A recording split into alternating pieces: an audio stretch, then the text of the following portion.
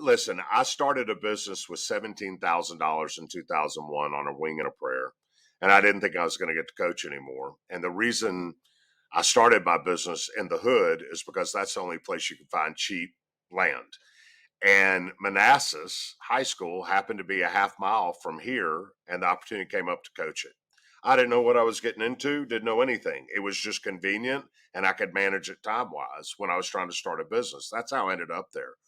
When I got there, I found out that the neighborhoods that surround Manassas are the fifth poorest zip code in the United States. I found out an 18-year-old male was three times more likely to be in jail or dead by his 21st birthday than he was to be in college or have a job. Abject poverty, abject loss. So the culture of the football team was only a mirror illustration of the culture of the neighborhood, of the culture of the plight and indignity that these kids grew up in.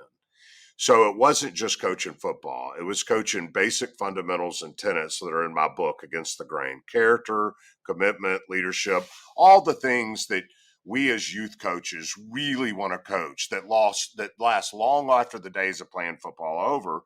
And see, we started coaching that stuff.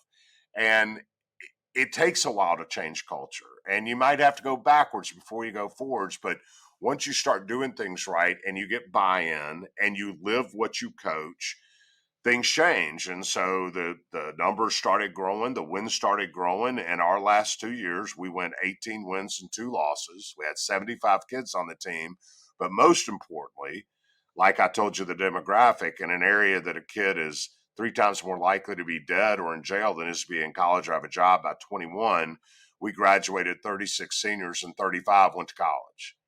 So the idea of Undefeated, the movie about all this, has nothing to do with wins and losses. It's about not being defeated by your circumstances.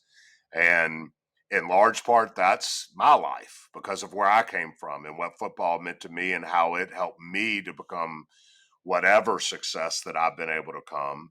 And it emulates that it doesn't matter if you come from the fifth most dangerous zip code in the United States or the fifth poorest zip code in the United States or what the culture or how bad it is.